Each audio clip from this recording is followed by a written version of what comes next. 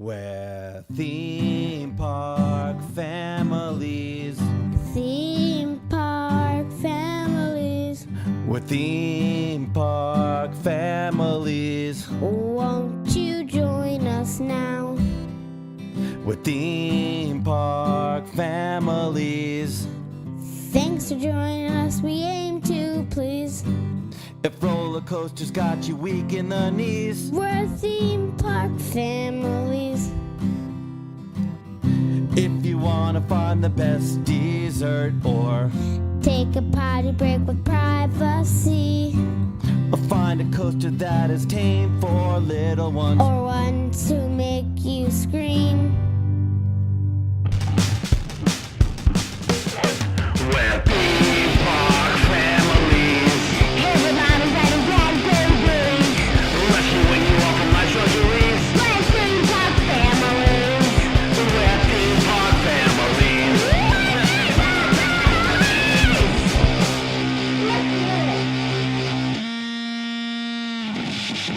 Press the space bar. Yeah. Yay! It's good to be back, TPF. Back in the house after a long hiatus. Andrew, how are you doing? Good. This is like our break from podcast, but it's definitely been a long time. It's been way too long. Good to be back. And I think it was Drew from In the Loop podcast who said on Twitter, summer is for writing, and now that it's fall, time to podcast again.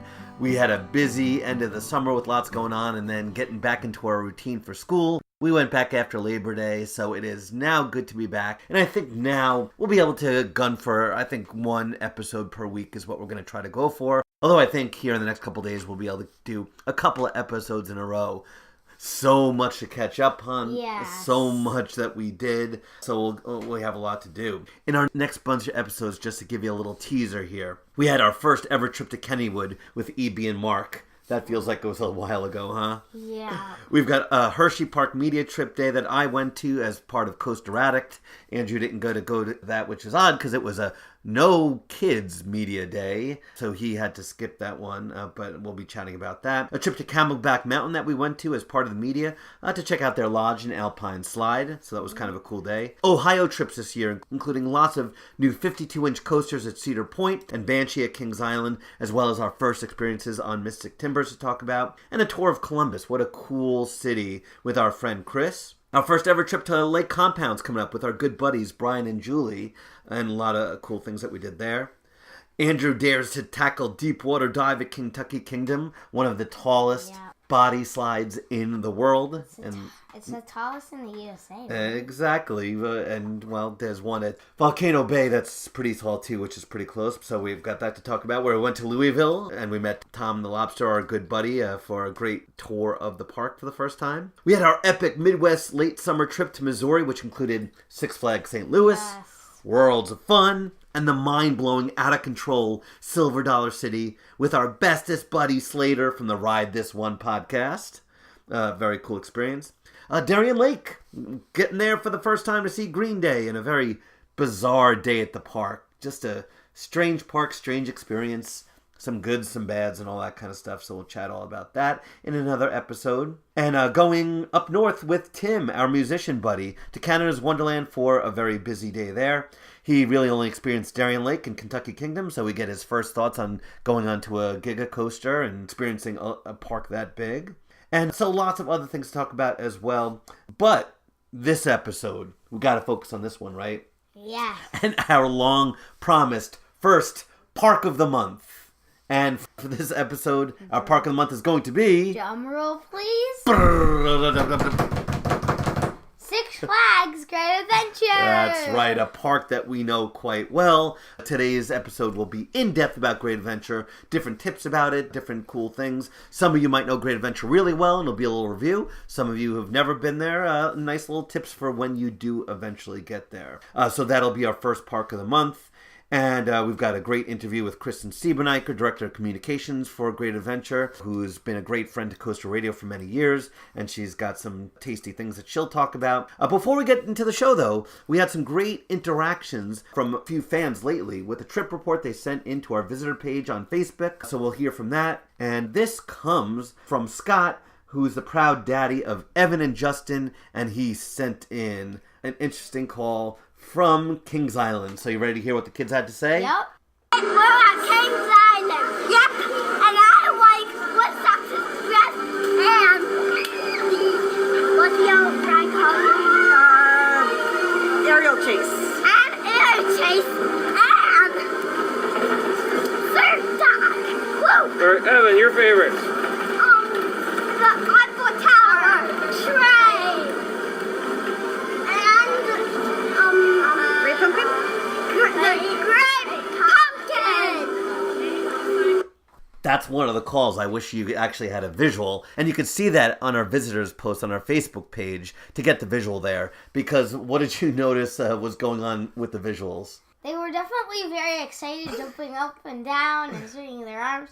Yeah, they look like a pretty fun kids. Yeah, like little pogo sticks. That seemed like it was and that was at night, so that's pretty impressive that after a long day at the park, that's nighttime, and they're jumping up and down. Maybe some sugar-inspired energy there, but very cool. Their energy and enthusiasm was awesome, so thanks so much for sending that in. They talked about, well, the Golden Ticket Award-winning area at Kings Island every year, and, you know, that wins, I don't know how many consecutive years that's been, but a long time. And so a lot of great rides that they were able to do there. Like the Woodstock Express, which is the awesome Woody there. Yes. That we know that quite well. Love those A rides. clone. Yep. Aerial chase, and some people say they're bumpy, but I think that's a great inverted coaster for yeah. kids to experience. For me and Alex and maybe some of the other younger kids, our head isn't quite up to the headrest yet, so it bumps against the plastic. Yeah, I could see that. And that's kind of like where Goliath says, from Ride This One podcast, says he loves arrows because he's so tall, his head never comes close to banging, so he loves those. We've got the surf dog, which is fun, which is great for them. Yeah, just like at Cedar Point. Exactly. And then they talked about the Great Pumpkin Coaster, which is a fine little kiddie coaster. But it's interesting what they did mention, and it's one of the rides that scares me the most at Kings Island and Kings Dominion. That freaks me out. And what was that? That's the Eiffel Tower. He hates heights. I don't get it. I'm not afraid of heights. Well, you know, phobias are weird like that. You know, I have no problem with a coaster going 300 or 450 feet, but get me on the top of that Eiffel Tower and I stand plastered against the wall they're hanging out in the fence. Yeah, I think it's just the fear of looking over the edge and seeing how far down it is. Exactly. Without any restraints. I mean, I don't feel that way. So, yeah, exactly. And that's great that you don't. I'm happy that you don't. So awesome, Evan and Justin. Love your enthusiasm. And we're excited to see in the next couple of years as you guys get taller and taller and can do more extreme stuff, you know, what kind of rides you're going to be loving as Daddy Scott is going to take you on. Everything crazy, I'm sure. So thanks, guys, for sending that in. Next week, we hear from another brave person, a young woman who just rode her first 54-inch coaster, and what a coaster it is. So we'll hear about that on the next episode, and we're excited to hear that as well. On to Andrew's News, and for this week with Andrew's News for our Park of the Month, we have a special one as we recorded on the day of the Six Flags announcements. We recorded the video and our reactions to it to see, you know, kind of what we thought of all the new ride announcements. We tend to like Six Flags a little bit more than most enthusiasts in the community, and we thought it was a pretty interesting year's worth of announcements. So take a listen, Andrew sing it out, and then we'll see you on the other side. If not riding coasters will give you the blues, it's Andrew's News. Okay, so today is the day we finally get to discover what is coming to Six Flags parks, and we're about to start the video. Andrew, you excited? Yeah, I'm kind of hoping that Six Flags has a good year with their rides, because in the past few years they haven't gotten stuff great. It is. It has been a lot of clones, but so far this year, some good Cedar Fair announcements, and we have a nice Silver Dollar City announcement, so I'm hoping for some pretty good things. So, ready to start the video? Yep, here we go. All right, the return of Jim Reed Anderson. This is very exciting. And we see beginning of the video, he's got his motorcycle outfit on. This is rather amusing. Yeah, it's weird. It is. It's a little weird. It's very, very true. All right, here we go. Hi, I'm Jim Reed Anderson, Chairman, President, and CEO of Six Flags. You know, there's nothing I like better than the freedom of the open road, the winding blacktop, stretching to the horizon, the sun at your back, and of course, the wind in your hair. My route of travel is going to take me to every single Six Flags park across America, Mexico, and Canada. And I've got big news about each and every park. As you know, innovation is in our DNA.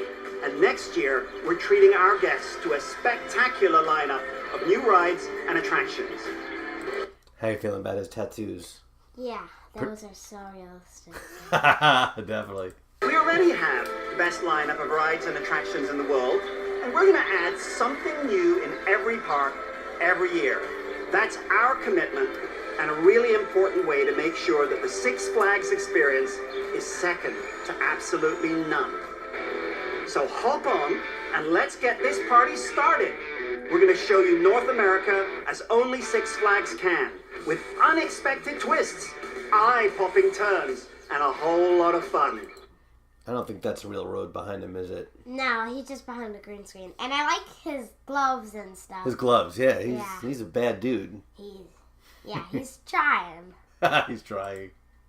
Because at Six Flags, that's how we roll. Right across America finds the adventurous road warrior in the great Northeast, where a world's first is coming to New Jersey's Six Flags Great Adventure. Introducing Cyborg Cyberspin, a futuristic, gyroscopic, anti-gravity thrill machine flipping high above the earth. You've never seen anything like this before. Just up the eastern seaboard, Six Flags... All right, so interesting. Cyborg Cyberspin, what do you think? So for Six Flags Great Adventure, I'm okay with it. I mean, it's not the best. They could use another coaster, but I'm still happy with it. It looks cool, and it's one of those rides that there are like 3 squares, and it like flips and stuff. And pivots, exactly. Almost like a top spin ride, which they have one of. I know Dan Miller was talking about possibility of them getting it, so he nailed that one. And there's been a lot of you've seen the video of it online, right? Before? Yeah, there's been a lot of showing of that one prototype they had built, and now America's first. They need flat rides. Their flat ride collection could use some help, so I think that is a good addition. Its capacity issue, I think, could be a little bit slow. Those lines could be pretty long, even though it's not a coaster. But an exciting new ride, and it will attract people, I'm sure. Now, we did find out where it's going to be going, next to the Battle for Metropolis ride, adding to that section. And that's good to note because I would state that definitely next year they will open up that entrance so that you don't have to walk all the way around past Batman, past Dark Knight, and then past Battle for Metropolis to get to it. We'll finally get that all opened up. Yes, that's nice.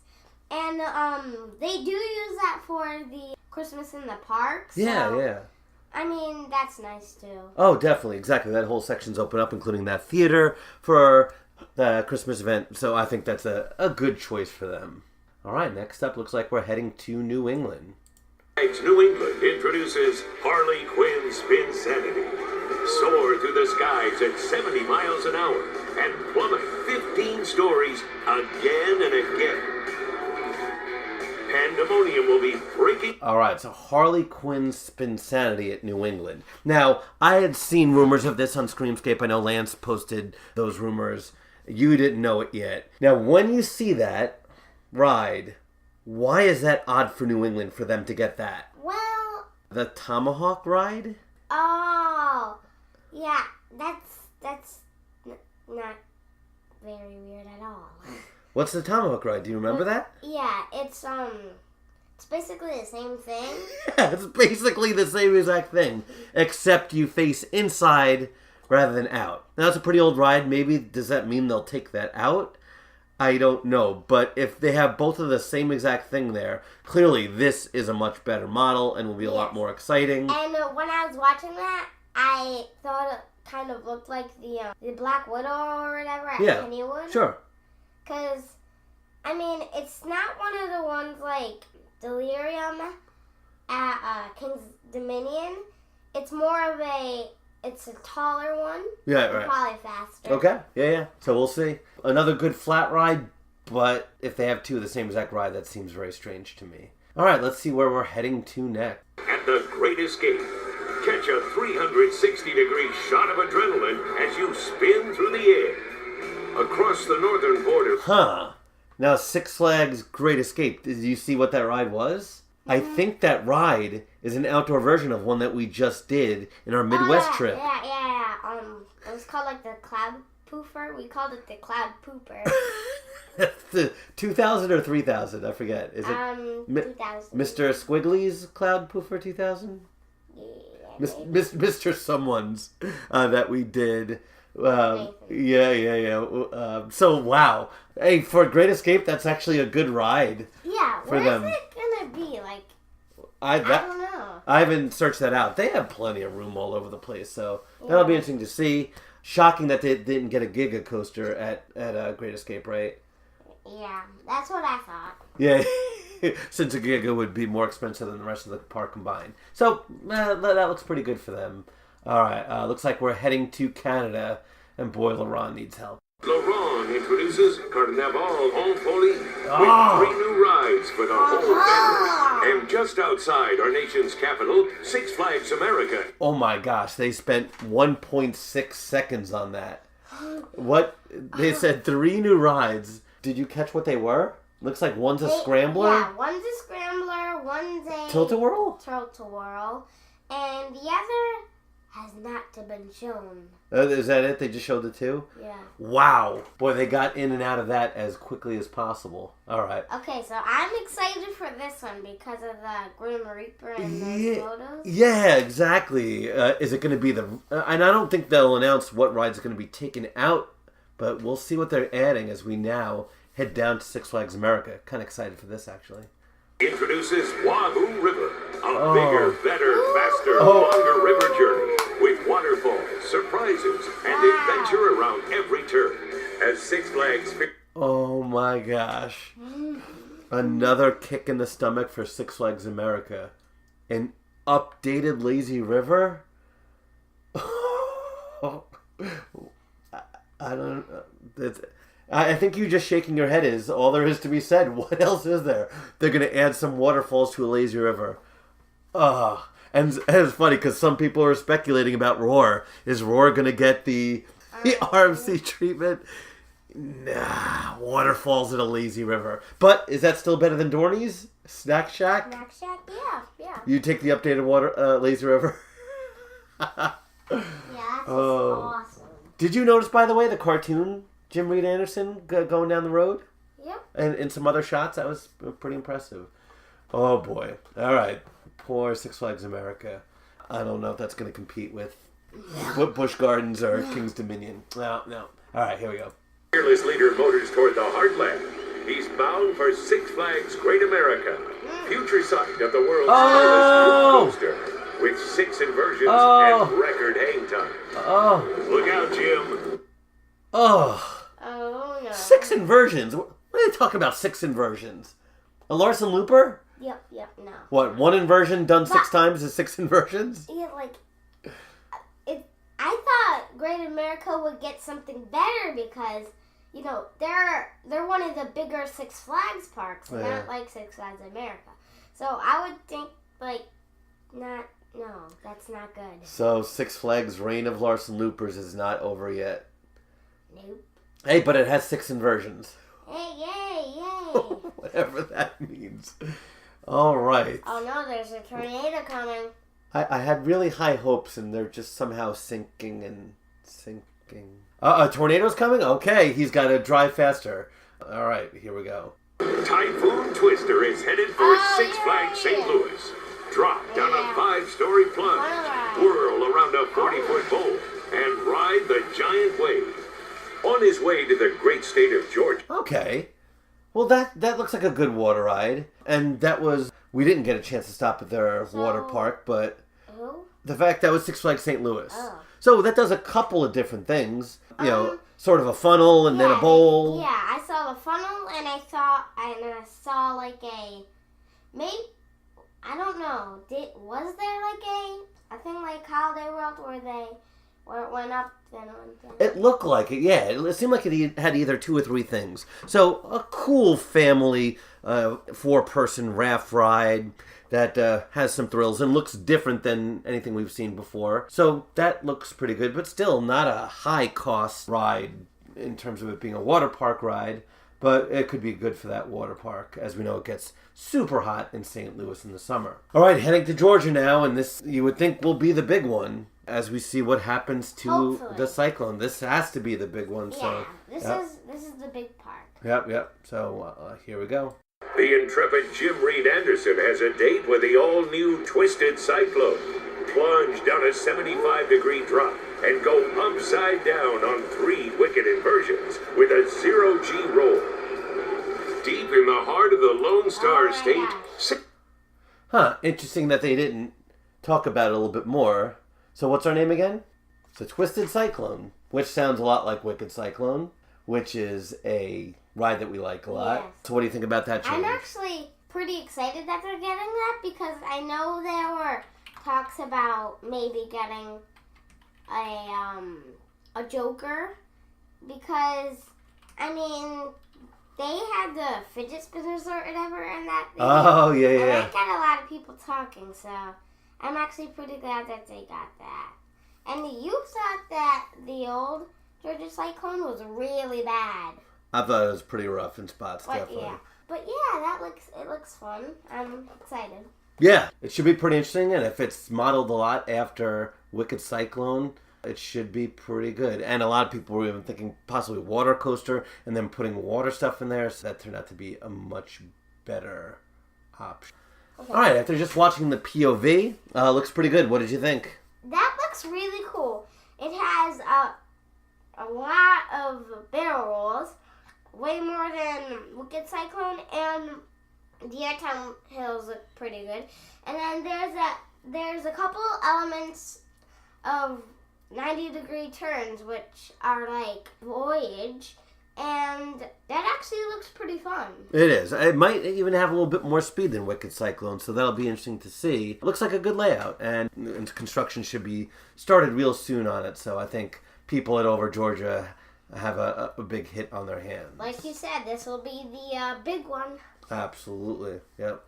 We'll see if there are any other announcements that come close to that, but seemingly not too good of a chance. We'll see. On to The Texas. Lone Star State, Six Flags Fiesta Texas introduces Wonder Woman Golden Lasso Coaster. This we knew about. The world's first single-rail coaster will take you soaring through the sky, dropping 90 degrees straight down and flying head over heels through 3 inversions. A little to the north in Dallas-Fort Worth, Six Flags Over Texas will be introducing the all-new Harley Quinn Spinsanity, a twisted, gravity-defying thrill machine with wicked flips and crazy turns.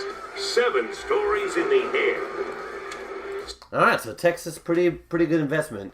First of all, your thoughts on the RMC Raptor track with the Wonder Woman? Yeah, I thought that was actually pretty cool. For the video, it looked nice with some nice inversions, and the drop looks pretty fun.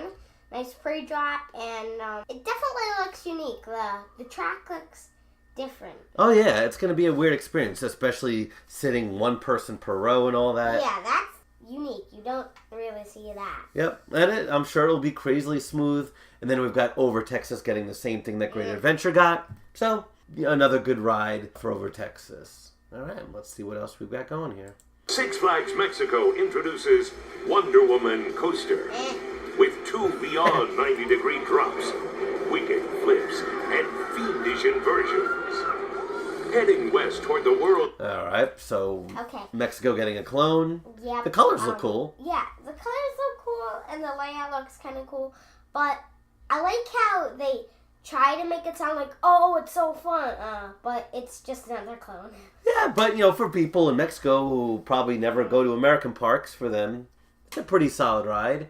Hopefully Jim didn't have any trouble at the border crossings. As he comes back in, we'll see where he's heading now. Thrill capital, Six Flags Magic Mountain introduces Crazanity, the world's tallest pendulum ride at 17 stories, with speeds up to 75 miles per hour, located in a newly themed boardwalk beach area. And for the first time ever, the park goes daily to offer 365 days of thrills. And just... What was that name of that ride? It was Crazanity. Which is a combination of what, 2 words? Spinsanity and crazy.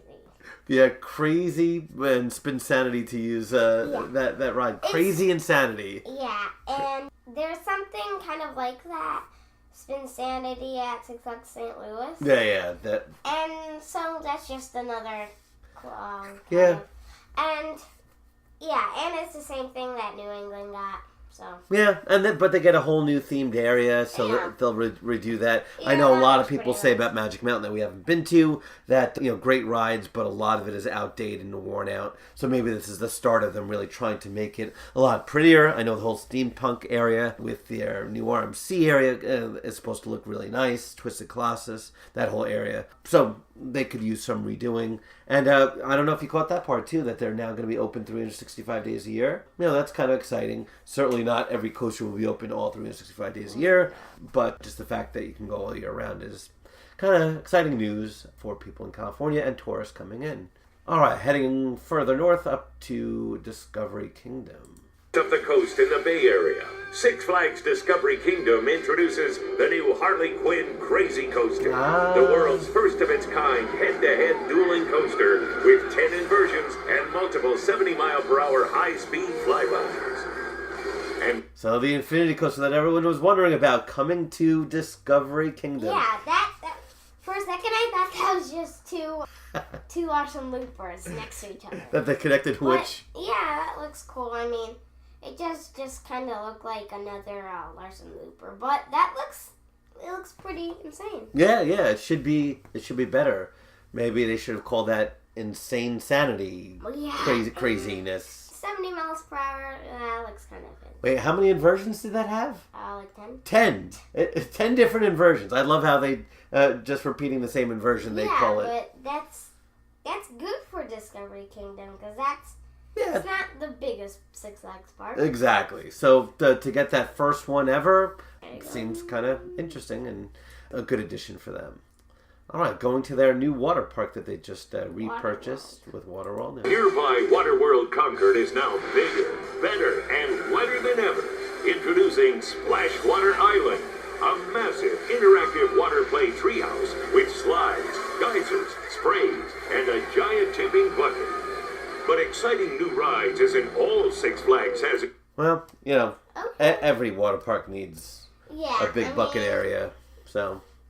It's cool, and it's just a big bucket. Other than one RMC coaster, that is it.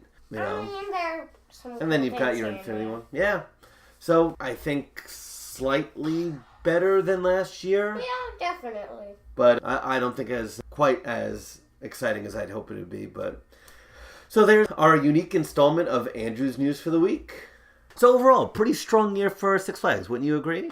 Yeah, I mean, there's definitely some ups, some downs, some stuff that you would... Ups and downs like a roller coaster? Yeah. I wasn't even thinking of that. Bum, bum, bum, bum. Wah. No. There's definitely some things that you would expect and some things that are kind of cool, then some things that you would say, oh, that's pretty good for that park. Exactly.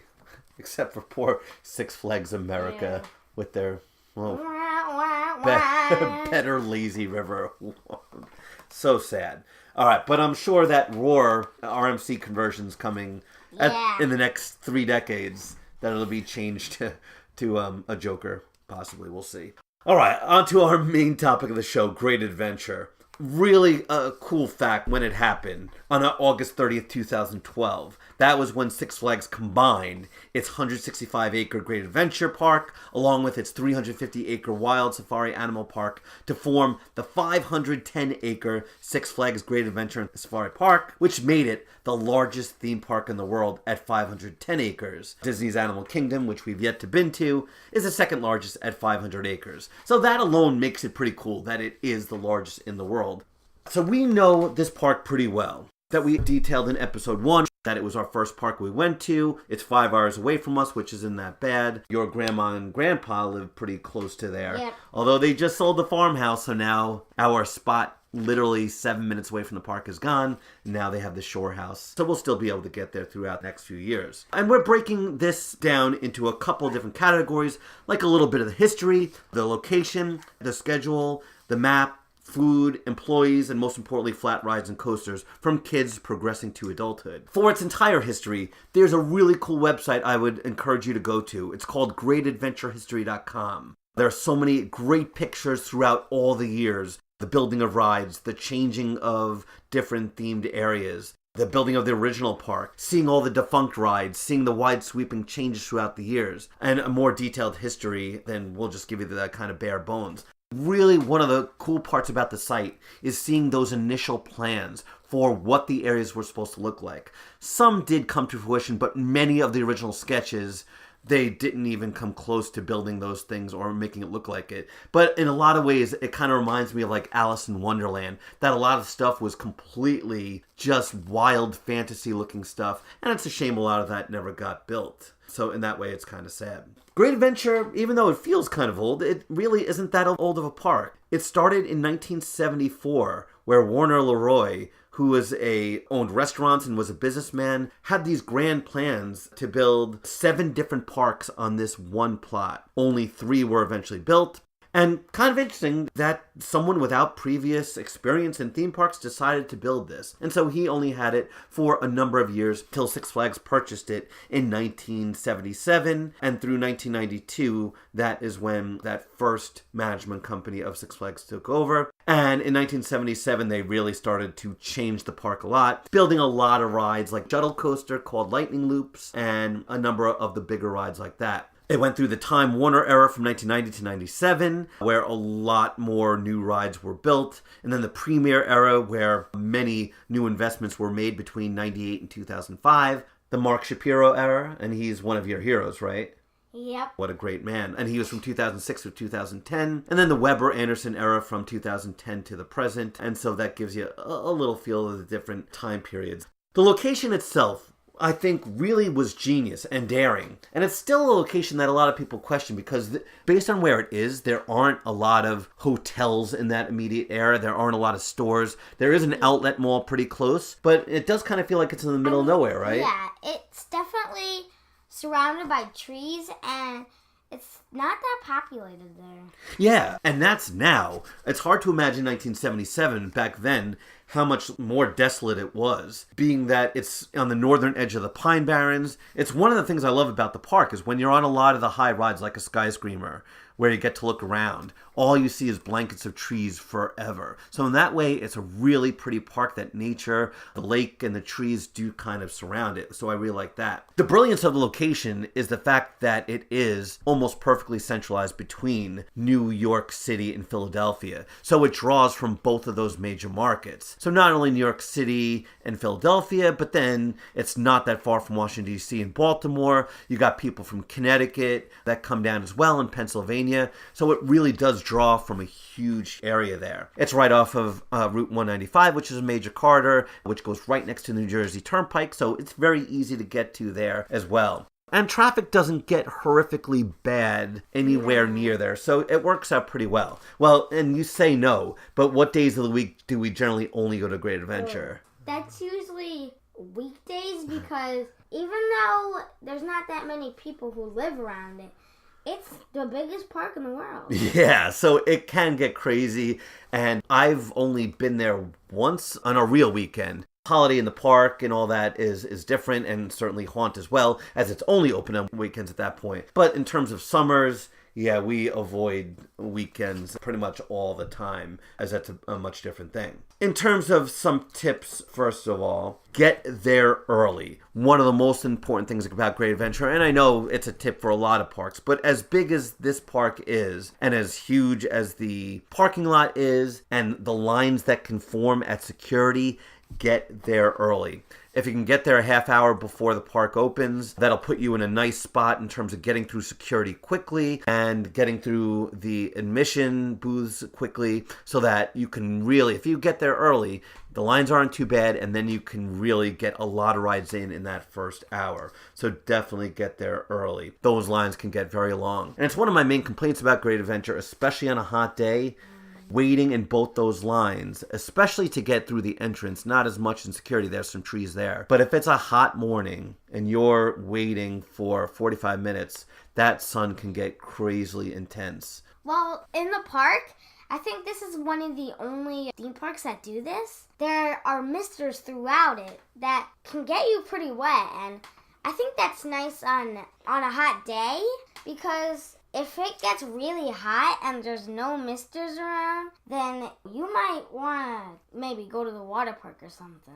Yeah, the misters help a lot. And there are a couple of places in Great Adventure that have places to cool off for the kids. There's that one spot near King Ka that has the water play area to cool off. But the misters help a lot, and a couple of the water rides too, so that's a good point. In terms of parking, I give them a lot of credit last year as they did pave the lot. I had blasted them for a number of years because there were some of those potholes that were literally a couple of feet deep by 6 foot wide, and they were just huge. And for some people who don't have passes to pay $25 to park, and then it's just that much of a disaster, I thought was a travesty. So they paved the lot, and it looks a lot better now. One of the things I like about Great Adventure as well is the coaster skyline. To me, I think that's kind of important, how it looks as you drive up. And when you pull into the parking lot, I think it's a pretty stunning one. There you have King Ka and El Toro on the one side, and then it's balanced by Nitro on the other. Yeah, and you can barely see El Diablo, and then Skyscraper in the background. Oh, sure, exactly. Got the beautiful antique with the parachute ride, with how kind of 70s that looks, but still fits. In terms of parking, if you can get there early, if you head over towards the water tower and where Nitro is, you can park towards the front there, and that's almost exactly the same as parking in the preferred parking. It's almost exactly as close, so that's kind of where we always head to, and it's a nice, easy walk to the front entrance there. In terms of the park schedule, wow, has it changed radically since we started going only a few years ago. They used to open in late March. The first couple years we went, they opened like the third, fourth week of March, because now with Holiday in the Park, they're open April to the first day or two of the new year. It's amazing now how long that is, considering it's in the Northeast. So a really nice long schedule. And so February and March are the only closed months. That's really not that bad in terms of living in the Northeast. All right, how about taking a little tour through Great Adventure and talking about our areas that we kind of like? Okay. All right. So, after you walk through the front gates, Main Street is what that area is called. These areas, without doing research, we've been there hundreds of times, but you don't even really think about what the areas are called, right? So it's Main Street is the entrance. The whole entrance and fountain area, what do you think of that? it's definitely pretty. I think they do a pretty good job with theming, where it kind of looks like houses and apartment buildings with fake windows and stuff. Mm-hmm. And you have the shops at the front, and then the fountains. They're really pretty. And at the second one, back, they usually do different stuff for each holidays. This year, they'll put red lights and probably like a weird figure at the top. Oh, for the Halloween event, where they make the water look blood red. And then that tree during the holiday in the park is amazing. That's pretty tall. Yes, so that's very cool. It's okay. It obviously can't rival King's Dominion, King's Island's entrances, or Canada's Wonderland. But for what it is, it's fine. And that's kind of where they do their dance events there, where 4 or 5 times a day they'll do a dance party and with the characters dance. And I always feel bad for them when it's like 98 degrees out and you've got Tweety Bird dancing and ready to pass out. And how often do you participate in the dance party? Oh, well, we see it from Skyscraper sometimes. And that's it? That's it. Yeah, okay. And so they usually have a tall pogo man on pogo sticks and stuff. Mm-hmm. Yeah, They're pretty impressive when they're walking through. So overall, I think Great Adventure is an easy park to navigate. It's really not too confusing at all, but it is so incredibly sprawling. When you think about where Zumanjaro is, to walk all the way there, to where Congo Rapids is near Nitro, I mean, that walk is at least 20 minutes. It's very spread out. I guess it could be kind of confusing to get to Zunjaro and King Dakar because you have that really small path that isn't very... You don't see it very well because all the bamboo is... Oh, it's true. Kind of hidden. That's a good point.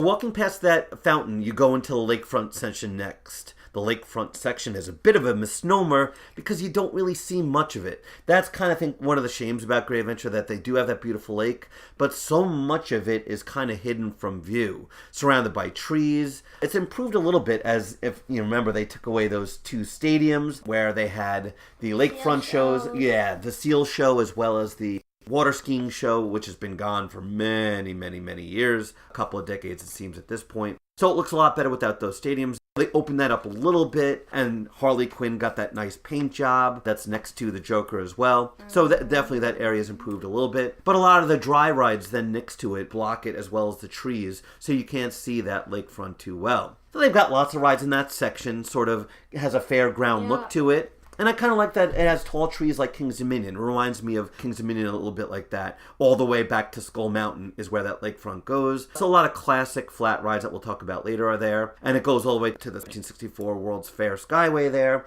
which gives you beautiful views. And if it's a short line, it really cuts down your travel to do that Skyway, which is kind of cool, going between the Nitro and Batman area to the El Toro and Bizarro area, which is worth it. You like doing the Skyway?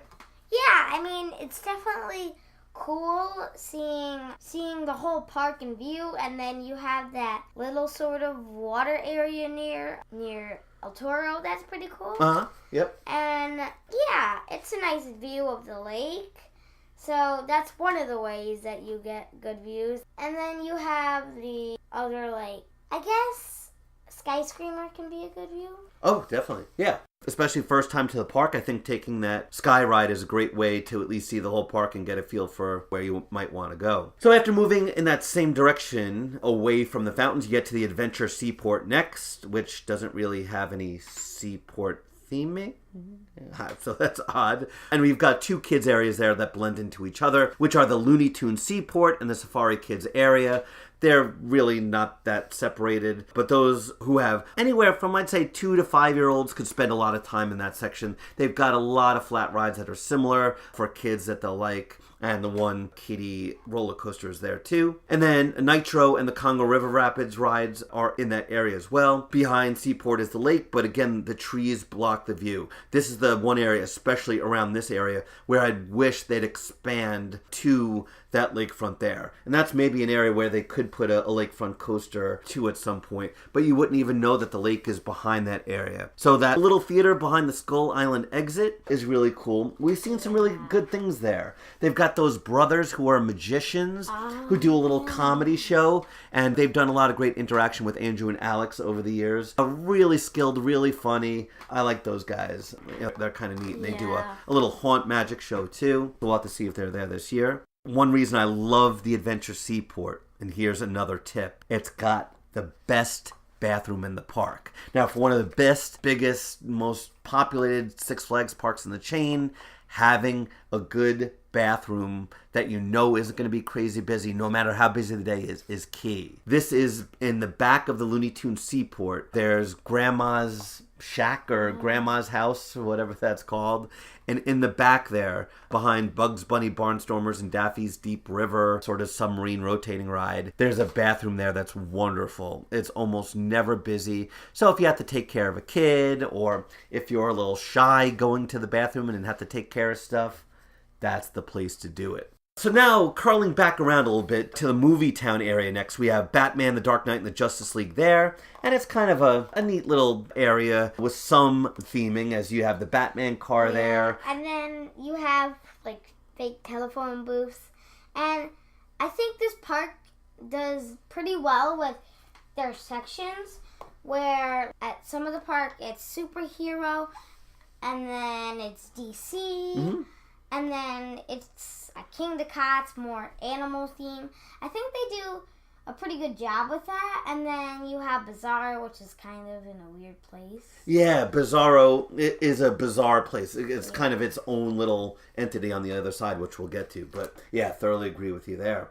It's got that abandoned stadium where that Batman stunt show took place probably 10, 15 years ago, which I think is only used now for competitions like band and cheerleading. That's kind of looking a little sad, but we've never seen a show in there at any point in time. And that area is where it did have that void left for many years where the Batman and Robin Chiller coaster was taken out and finally now looks so much better with the Justice League ride, where you've got that fake suspension bridge that you cross over to get into that new area where the stadium is that has the winter shows in it that we've seen. And we have some clues that that loop might be open soon to near that front entrance, so you don't have to walk all the way around with the new ride coming. Heading back now towards the front of the park, we've got Adventure Alley, where you've got rides that blend into lakefront, more tall trees, and that's where the Sky Screamer, the bumper cars are. And those bumper cars have a very high height limit, right? Yeah. Which is crazy.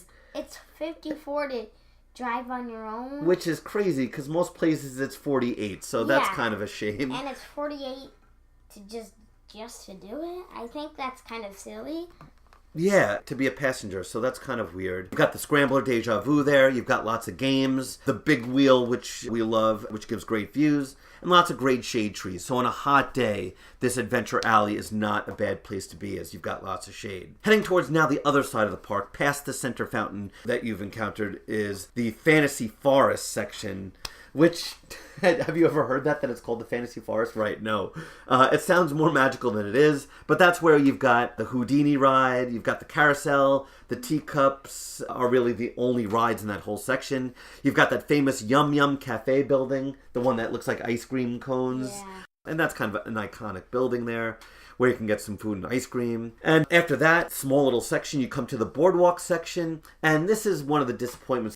Six Flags Magic Mountain announced that they're redoing their section that looks like this, retheming it to make it look a lot nicer. I hope that happens to Great Adventure as well. For what do you think of the boardwalk section? It definitely looks like a boardwalk with all the games. Absolutely. And then the shops and the food on the other side.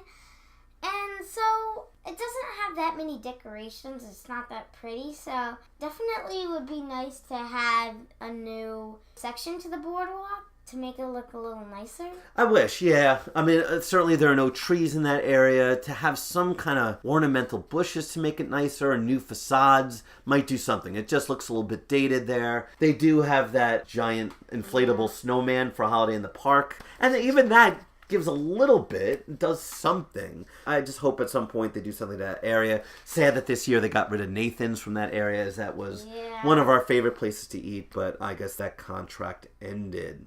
Well, at that point, you have the choice to go left or right of the boardwalk section. Right takes you to two different sections, going to the Frontier Adventures to the far right. And this is a section that has some of the original feel of the park. They used to have like a gigantic stagecoach in that area from the 1970s, where the log flume was. They had the mine train there and the big water wheel that exists from when it opened. This is where the off-road adventure safari area is accessed in this section, in between the log flume and Bizarro. Yeah, and so I think this area has a very adventure-y feeling to it. Hence the name Frontier Adventures, sure. Yeah, and it has the Indiana Jones music playing. Oh, which is odd. Da da da da da da da at the mine train.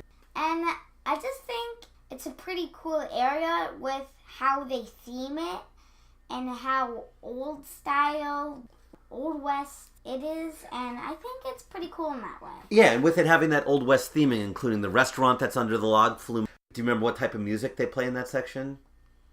Is it like banjo kind of music? In terms of banjo music and folk, yeah, country, exactly. It's kind of a nice area and a lot of the nice classic rides. They've also got the concert stadium there, which we've never seen anything yet, even though we can go for free. Yeah, there still is stuff in there, because I see on the board that said, like, oh, there's a concert at this date. Yeah, they do, like, there's that girl who was on the Disney Channel shows where she plays twin sisters. Do you remember what that show? Maggie and Matt, I don't know. Liv and Maddie. There you go. So that girl, and I doubt, that kind of music is really ever going to be our thing. But a lot of people like going to the shows. They do Christian festivals there as well. I hear the concerts are pretty well done there. You've also got the Bugs Bunny National Park in that section as well, which is the other kids area, where they don't have any coasters in that section, but they do have some flat rides that are pretty well done. One of the balloon rides where your balloon spins around and it goes up and down. You've got some train kind of things and a tiny mini carousel. So there's some good rides there for kids as well. And then, as you said, we've got Bizarro in that section. I like it because it's tucked into the trees a little bit. It gives you a view of the safari, which is kind of neat. You can see, I think, the monkeys in that area as well. And in that way, it's in a unique spot, and Bizarro just never has a line. I think in some ways, because of where it is, a lot of people don't even know it's there. From Bizarro, then, you take that little bridge over that mini lake to the Plaza del Carnival section, which has gotten better and better each year, where they're theming more restaurants to a Spanish area with music and stucco buildings. The new Macho Nacho, is that what it's called? Yeah. Right, that new restaurant? That's where I like to go because it has pretty good burritos there, and it's not your normal Six Flags burgers. It's good burritos, good food. So that's the food place to go, since Nathan's isn't there. I think they do pretty well. Absolutely. So a really nice area, and of course you have El Toro there, El Diablo, Tango. So it's a nice area, cutely themed, and it's in really nice shape right now. If you turn left at the boardwalk, you encounter the farther part of the boardwalk, which includes go-karts, the parachutes, then Green Lantern and Superman, where that area is really hot in the summer, not a lot of shade there, but having Superman and Green Lantern next to each other, that area looks kind of cool. So. And like I said, that's the superhero area. Yeah, another one. And I think that area definitely does have a lot of blacktop. A great point. So, yes, can get really hot in the middle of the summer. And then they have So we don't hang out there much. Yeah, they have their rock climbing thing.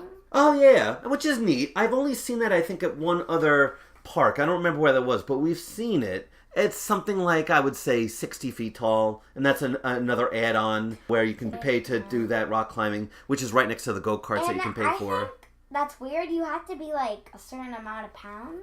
Yeah, for the whole, because you're tied in by ropes and, right, so you have to weigh a certain amount. And then it's got that odd building that I know used to have the SpongeBob 3D ride movie thing, which we never saw, and I think still nothing really goes on there. There might be, it's right near the go-karts. Right, exactly, right next to the go-karts. That's where some people thought that the Justice League ride might go before they built the new building. So we'll see if something eventually happens there in the future. From Green Lantern Superman, if you walk back a little bit and you make a left, you'll enter the Golden Kingdom section, which is one of the newer sections of the park, I think, which looks great. Yeah. You've got a lot of vegetation there. That's where you've got a lot of the animal exhibits as you walk through. Yep, like pigs and stuff. Yeah, exactly, and goats maybe. Eventually, before you get to King Ka, if you make the right, you've got the little stadium there that has the seal show, which is great when it's hot out. And then they had the lion cubs there. Yeah, and I think that's not in the seal. Not in the seal tank. That could have been confusing. If they're throwing lion cubs into a seal tank, that would be odd. Yeah. So I think they do a pretty good job with that area, where that's like the only Six Flags to have that little area. And I think that's pretty cool because, like you said, you got the tigers and the lions. And bears? No, the bears are at the right. That's a neat little area. And that gives you the great shortcut if you want to go from El Toro to King Ka or vice versa. When that's open in the middle of the day, instead of walking all the way around to the boardwalk and wrapping around, you can walk through that animal exhibit. And I don't think a lot of people know about it. Where the tank is, you go through that, and then it takes you through a shop right near El Toro, and that cuts that walk down, especially on a hot day. That can make that walk a lot easier. But it's great. There's always trainers around, and they're very knowledgeable, super friendly to talk to, and will let you know anything about the animals, so they're great. Discovery Kingdom in California also has animal exhibits and marine life. We haven't gotten there yet, and so we hope to, but I know some of them I've talked to have gone to that one as well, sometimes in the winter when Great Adventures close, just to share ideas. We love that area. A lot of nice bamboo vegetation, and they've got that water splash area we talked about. And walking to Kingda Ka, you get that suspense as you walk down, and then that long walk to Zumanjaro, which we're fine with. It just adds to that suspense of walking back there. And as you do, you see that weird piece of rolling thunder, that one little piece they left under El Toro. And what do you think about that? When we're always in line for El Toro, we think like, oh, we're gonna fly off the track. It looks... That they flew off the track when it was built. Yeah, and it's sad that we never got to do Rolling Thunder. It looked neat in the fact that it was a dual wooden racing roller coaster that didn't have the same exact layout. Did you know that both tracks were a little bit different? You know, that they didn't follow the same exact path. So it's not like... Is it kind of like Rebel Yell? What's up? Right, but that's the thing. Rebel Yell and Racer have the same exact mirrored layout. Whereas Rolling Thunder, they went up and out together, but they were different layouts. So in that way, more like Lightning Racer at Hershey Park. So they weren't the same exact thing. Similar, but not the same exact thing. So we never got to do it, but it's cool, like a shout out to, hey, we're still keeping a part of it, even though it just more looks like laziness or they didn't want to hurt El Toro. It just looks strange that they left it there. Now let's chat about employees. And certainly Six Flags employees are a topic of controversy. In your experiences in going to Great Adventure over the 3 years, what do you think about the level of service for Great Adventure employees? I think the employees at Six Flags, and not only at Great Adventure, at all the Six Flags, they aren't as bad as people say. Thoroughly agree. I just think maybe they're teenagers that are very hot, and maybe it's just sometimes people experience it. And it's not all the time, because I don't think they're that mean. That doesn't sound exactly all that happy, but yeah, no, I know what you mean. That at times, especially towards the end of the day, it can be very tiring, but we've had a lot of nice experiences with different employees, and I can't say I've really had many, if any, horrible ones, where I was like, wow, that guy's just miserable, or that girl is so nasty. I mean, you know, overall it's been fairly positive, so I think there's been pretty good examples of customer service there. In terms of food, I think Great Adventure has improved a lot. Yeah. As we talked about, Nathan's is gone, but there are some other options. Yeah. And it's such a huge place that there are so many different places to go. That one place we were talking about in Frontier Adventures, Best of the West, is that place in Frontier's Adventure by the log flume. And they've got some really good things, some barbecue dishes that are nice, pulled pork, and it's nice to get into the air conditioning on hot days. Granny's Country Kitchen in the adventure section, and that's a nice big indoor place to go as well. They specialize, I think, in fried chicken. Yum Yum Cafe, kind of boring standard burger stuff, but a neat looking place. And then, kind of near the Batman section, you have the Metropolis Grill or whatever. Yeah, that new area. Yeah. And they have this wrap that's so good. Isn't that the same thing near Nitro? They do the gyros or heroes, however you want to pronounce them, souvlaki. They've got the grilled chicken Caesar wraps. I think their stuff is pretty good. Yeah, I agree. It's gotten a lot better. In the boardwalk section, they have the Kickin' Chicken, which has the boneless wing. The Ichiban Tea House is connected to it, but that's not part of the meal plan, but that's still pretty well done. In terms of desserts, thinking about it, I wouldn't say they have any signature, wow, Great Adventures, you've got to get this dessert kind of thing, right? They have their normal churros, Dippin' Dots, like I said, funnel cakes. Last couple times we did Rita's, which is nice that that's on the snack plan. Ice cream, they definitely have pretzels and cotton candy, I think. Yeah, you can find all that any place. The food's getting a lot better, desserts, nothing special, but their funnel cakes I think are pretty well done. So let's take a listen now to our interview from a little back with Kristin Siebeneicher, where we talk about a lot of things going on this year and possibly for the future. So enjoy. This is Adam. And Andrew. And we're here with Kristin Siebeneicher, Communications Director at Six Flags Great Adventure and longtime friend of CoasterRadio.com. Thanks so much for having us here today. My pleasure. One of the things that surprised Mike and EB last time we talked to you was your longevity here at the park, which just means you started out when you were incredibly young. So can you take us through the progression of your time at Great Adventure from the beginning to now and how that all worked out? Sure. Wow. Well, I started in 1996 officially, but I guess my first job here was back in 1993. I was a college intern in the public relations department, but my beginnings with theme parks started when I was your age. I was very little, and every summer my family would take driving vacations, and pretty much almost every stop we did was at a theme park. And my dad was from Houston, so he got started early at Six Flags Astroworld, and they would often go to Six Flags over Texas. And then we would drive to Texas to go visit my dad's family, and then we'd drive to Orlando. And so really we hit every theme park up north, south, all the way out west till about Colorado, and that was kind of where we stopped. Wow. And we were trying to get to California. We never quite made it, quite that far. But I grew up doing my summers in theme parks, and it really got in my blood. So it was really natural when I got into college and thought about, where am I going to work? Where am I going to take this public relations career to bring it to theme parks? And I was lucky enough to have this amazing theme park in my backyard, pretty much. So I was lucky enough to get an internship here. I was the first public relations intern that Six Flags Great Adventure had. And since then, I have loved running the internship program. So it's been I would say one of the more proud facets of my job here is that I love teaching young people about really how fun work can be, because it's true that if you're loving what you do, you don't feel like you're working at all. Thoroughly agree. Absolutely. Do you remember what your first major coaster was? Oh, well, yeah. So the summer I interned, it was Batman the Ride. That was a huge summer.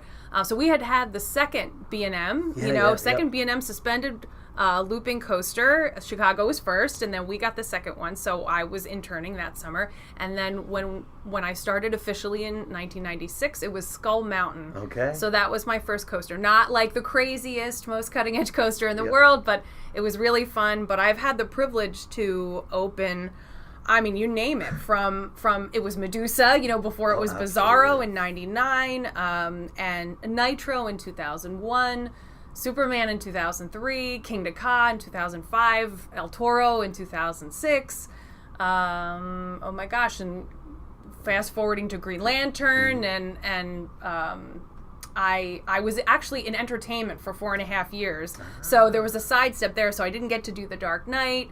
And when Bizarro was rebranded, I was in entertainment then.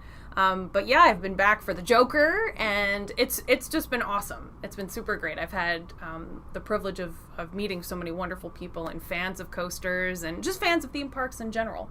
Absolutely. And to be here for that long at one of the greatest parks and the largest park in the world is a pretty impressive thing. In what ways would you say the park has changed the most since you started? That's a great question. It has changed a lot. I would say when I started in my earlier years, we were really focused on thrill in the late 90s.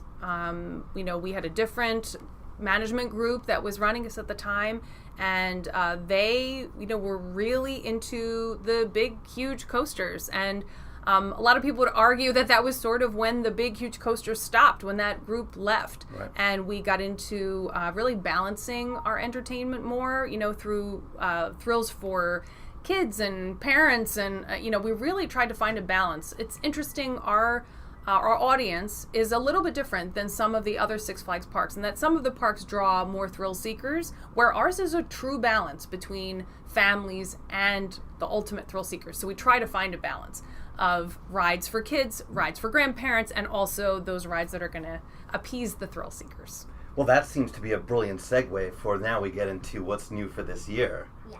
So new for this year, Justice League Battle for Metropolis.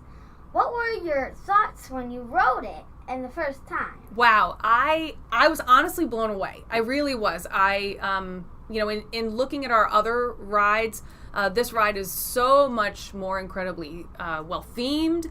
It's really, really immersive, interactive, extremely high tech. It just felt like every detail, they paid attention to every single detail. Sally has been a great partner to Six Flags, and they do incredible work. But it took a lot of companies coming together to make this ride. Alterface, Oceaneering, Pure Imagination. It took everybody coming together to make this incredible thrill ride. And of course, thanks to DC Consumer Products, Warner DC Consumer Products, for making that happen. And it's a phenomenal ride. I think you guys said that you enjoyed it. Oh my gosh, incredible. My favorite dark ride. Oh, wonderful. Easily. Wonderful. Yep. It's really something that, as the guests have been coming off, they've been saying, this is incredible. Really something that's blowing them away just like it did to me. So very re-rideable too. They want to re-ride, they want to get a better score, and you miss so much. There's really kind of almost sensory overload that you need multiple visits on the ride to kind of catch everything. And I still don't think you can catch everything. It would be hard. And we don't want to give too much away. We want everyone to experience it for themselves. But the one or two elements that caught your eye the first couple times that you thought were neatest, and as you said, there are so many things. There are so many. Gosh, I love the fog curtain, the 3D fog curtain. Do you like that so that too? Was good. Yeah. Yeah. It's the first time it's actually been used on a ride. Interactive. Yes. You've seen it on some other rides, just having projection onto a fog curtain, but actually to have it interactive is really something, because it's moving. And the fact that the technology can still recognize those targets to your stun blaster is incredible to me. So that part I absolutely loved. I also love the flame burst. Every time I go by that, I think, man, that's toasty. And yes, exactly. You do feel it on your cheeks, right? Yep. I think those two scenes that get me the most are the out in the street scene where you've got the virtual loop. Yes. And then the next scene with the subway, oh my gosh, with the barrel roll, holy moly. That one, sometimes I will admit, if I'm rewriting it multiple times, I will close my eyes. Well, it is so funny, because I don't know if you guys did it when you rode, but I actually made a noise. I thought it was so much fun when you turn around and when you flip upside down and, virtually. But it's just such an amazing feeling that your brain is really tricked into believing that you're upside down. It's an amazing thing. They're both really incredible maneuvers. So when people will ask me, well, how is it like a coaster? Or, is it like a coaster? Well, it's got that. Yes. The feeling of a coaster. You've got the wind in your face. There are giant fans blowing out. You feel like you're flying at 80 miles an hour, and you're barely moving. I mean, the trickery, the magic that we're using is really incredible, super high-tech stuff, and that's why it feels so real. And what's brilliant is a lot of rides get criticized for just being screens as well. Right. There are lots of examples throughout the theme park industry, but here, you're going through these great sets of physical animatronics that are really well done. Even before you get on the ride, the cyborg one is pretty amazing. He's wonderful. Did you like him? Yeah, he looks so real. I just always want to reach out and touch his face, which I know I shouldn't. I know, it's true. Are you really an animatronic? Yeah. And the Joker, he's got, if you had the ability to see him up close, the detail is insane. Just every single hair, on his head and his eyebrows and the paint job. I mean, it's wonderful. And he's got so much life to him, absolutely. Really wonderful. And speaking of insane, I just think it's really interesting and totally unexpected. I didn't watch any POVs from previous rides, but the ride vehicles turn, and that adds such a unique element to this ride, right? Yeah. Yeah, that it's got the multi-degrees of freedom. It's tilting, it's shifting, it's spinning. It's not just moving along a track in a kind of linear sort of fashion. It's doing a lot. It is. And that makes it so much more exciting. And I think it's cool, because I noticed that you have the bus in Battle for Metropolis and in your Wild Mouse coaster. Yeah, yes. Oh, that is a classic. If the Sally folks will say, what a classic dark ride gag, is having a car coming at you. You couldn't have a dark ride without having that awesome maneuver. Oh, that's like the seaside boardwalk kind of old school element of it coming at you. It's just, it's a classic. Oh, that's so great. And speaking of the ride, one of the interesting elements. There are two components to the scoring system, with a total score and a percent score. How does that work?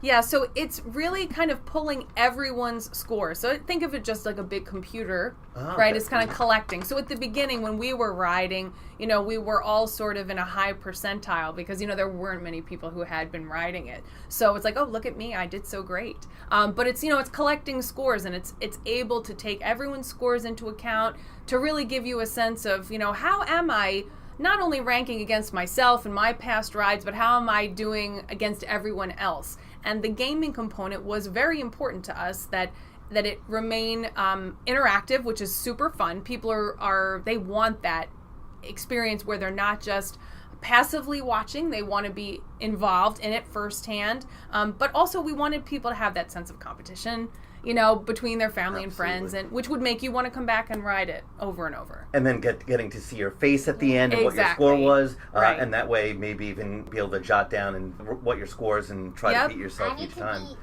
to beat 5,000. 56,000 I think is what you had? Something like that? Around there. Right? I think it was 56,000. Well, so yeah, good first time. I mean, I can't give away too many secrets, but in one of the rooms that you went through in the queue, right? So there are boards on the wall that give you clues about what you should be shooting at. Yes. And it's kind of interesting when you really sort of have to study them because some of the targets are not very obvious. Right. And so we were watching the screens. You want to look for maybe some things that are less obvious, like a helium tank or something that might be sitting on the side, or they're in one of the rooms. There's a wall with a bunch of squares on it.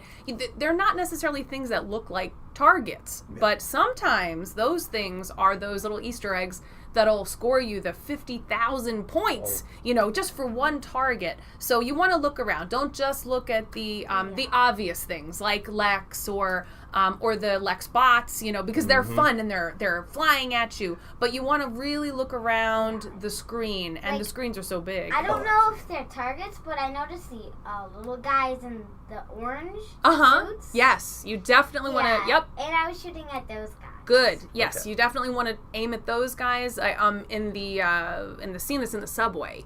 There's a lot of them riding on that subway. Okay. So, as we said, first time is so overwhelming. I think when we do it more and more, you start to get and look at other things. So, we're excited about that. And in the Joker's room, where he's on the ATV, all of those green lanterns, it's funny. I don't know how many times I wrote it before someone said to me, those are the targets. Oh my gosh. I did not realize. It's funny that you say that. I don't even know if I even knew there were green lanterns. Yeah. So all around his ATV, there's there are tons of these. They just look like lanterns. Like green lanterns, and they are all targets. Oh, there we go. That's you want to aim at those, and they're going to get you some good points. All right. We should do that. We should look for that when we do it the next time. Absolutely. I was so excited about seeing him on an ATV that and not knowing if he was going to drive at us or something. So next time we'll have to check that out. Yeah, and I also like the one scene where you go past Joker and he's like shooting this big, like, I don't know, bomb thing.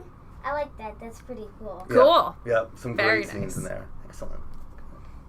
So, one thing that I'm really looking forward to here is Halloween time. Anything new or unique to report at this time with Fright Fest? Well, we actually have a really exciting Fright Fest planned. I have to say, this is probably, I know we say it every year, it's sort of the stock, this is going to be the biggest, best Fright Fest ever. And but I have to say, I am super excited about this year's program. We really have some incredible entertainment, some first-time talent that's coming to us for the first time. People who may have made their mark on some reality TV shows like America's Got Talent, or traveling the world. Some really great performers coming. I think it's going to be an awesome program, and we're also debuting some new haunted mazes and some new themed areas. So there's a ton of new stuff coming for Fright Fest, and I am super excited. Well, that is great. I mean, Andrew's at the age now is really getting excited about doing some more of the fun stuff, right? Awesome. Yeah, we're not doing quite the bloodshed. But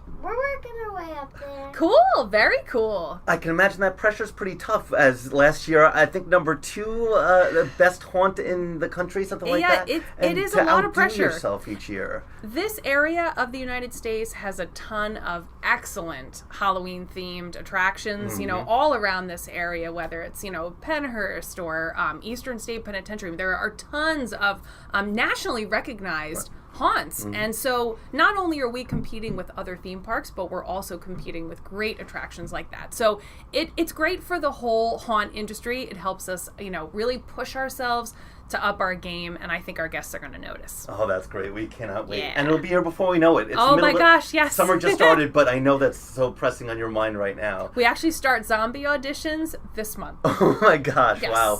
All right, a zombie? And any kids zombies? Yeah! How cool would that be?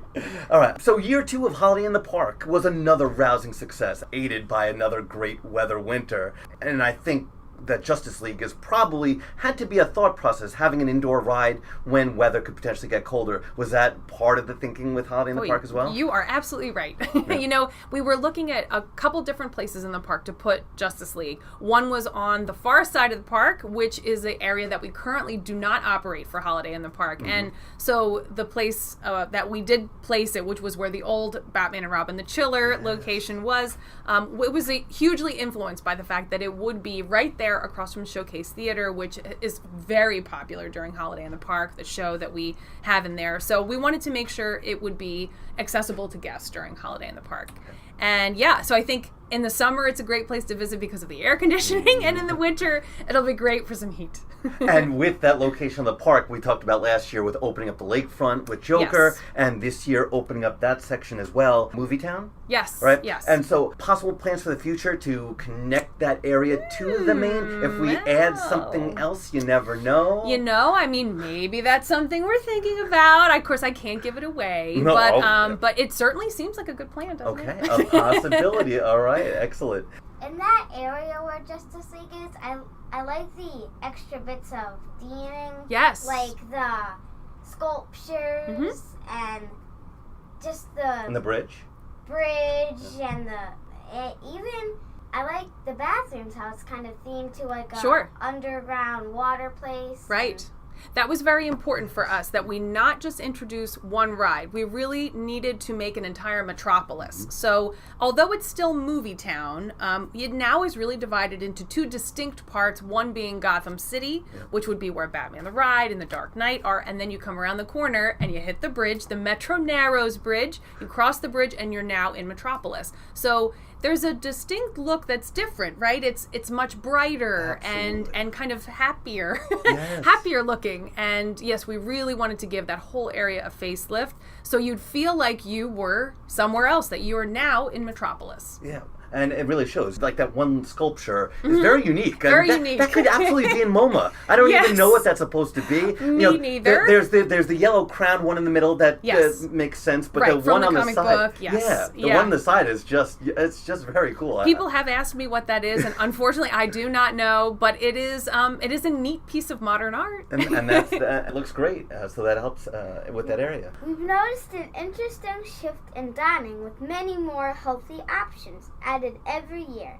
What led to this shift? And like I was saying, you took the extra step, like I don't remember what it's called, but that area that's near Battlefield Metropolis, that one food place, it's so good.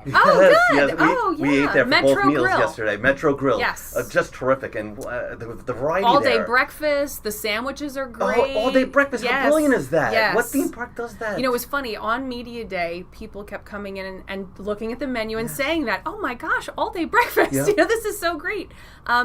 That's a great question because, our guests are more and more savvy. As time goes on, people are really becoming foodies. Yes. They come, they visit a lot. Our season pass holders especially are here all the time. And we want to give them a lot of options so they're not eating the same things all the time. And then through anecdotal research, just us talking to each other, and then people actually putting in surveys and sending us notes, they're telling us what they want, and we're doing our best to meet all of those things that people are saying, hey, I want healthier, I want gluten-free, I want meat-free, I have this sensitivity, or there are a lot of issues that people deal with when it comes to eating, and we want to make sure that we are meeting those needs and also providing a good variety.